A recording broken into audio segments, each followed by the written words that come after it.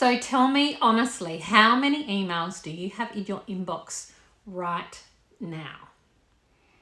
And I want to know, have you ever had that feeling, or at least recently had that feeling of having absolutely no emails in your inbox?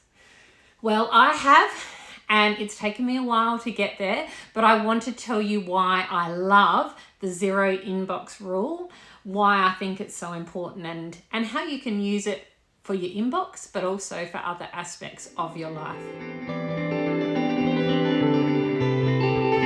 So many years ago, when I was just starting my business, one of my great clients, but also a great mentor to my business, told me about the 0 inbox rule. And I just looked at her and went, what? How on earth do you get 0 emails in your inbox? And she meant every day. At the end of every day, you are aiming to have 0 emails in your inbox. And I couldn't work out how that was even possible. And it took me a long time to get there. Occasionally I would do it, just before going on holidays, before a long weekend perhaps, or when things were a bit slow. But last year, and even more so this year, I'm managing to get 0 emails in my inbox nearly every day. And so I want to tell you why I'm trying to do that and how I'm doing that. So the 0 inbox rule is just as it is. You, at the end of the day, have absolutely no emails in your inbox. Now, that doesn't mean that you've done everything that has to be done for that email. It just means that you've actually addressed everything. You're on top of what has been in your inbox. You know what emails are in there, and you've done something with them. So first of all, I recommend that anything that's going to take you probably under 5 minutes to do, just do straight away. Respond quickly and clearly, and then file them away in the appropriate folder in your inbox. But if there's some other things that are going to take you longer, what I want you to do is set up a task list and put them in that task list so that you are well aware of what you need to do, the time frame, and when you're going to action that email. And a task list can be a notebook, it can be an Excel spreadsheet, it can be software. Whatever it is that works for you, you have that list so you know exactly where you are and you can refer to that.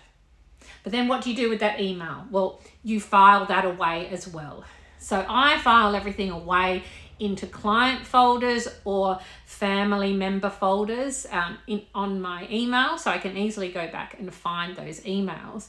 But I have those items written down on the list and I know exactly what I'm doing. And you're thinking, why don't you just leave them in the inbox, Abby? Well, for a couple of reasons. One, I love the feeling of having no emails in my inbox. It's amazing. But the second thing is that I know that I've actually addressed and read each of those emails. If you leave them in your inbox, you can quickly scan them, think that you know what that email is about, think that you've got plenty of time to deal with it, but you haven't actually looked at it properly, you haven't actually allocated time to it, or seen what the expectation or deadline is for it. So that is why I love the 0 inbox rule. Now, as I've been using this 0 inbox rule, I've realized that I can probably be applying it to more than just my inbox. I could be applying it to the kitchen table and all the bits and pieces that are scattered all over it. And if I just take 5 or 15 minutes to put things back where they go and have a 0 stuff on my kitchen table rule, I feel so much better as well. It could be the dishes in the sink. It could be piles of clutter that you've got around your house. Maybe there's some zones where you just decide, I am just going to always strive to have that area clear because it makes me feel better when I walk in the door.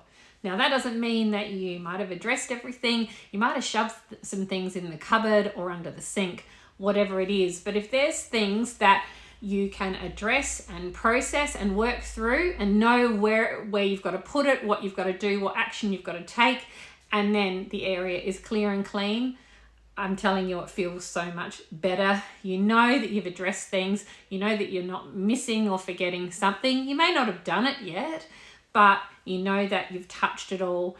The area is clear and you feel better. So I hope that the concept of the zero inbox rule has been helpful for you today.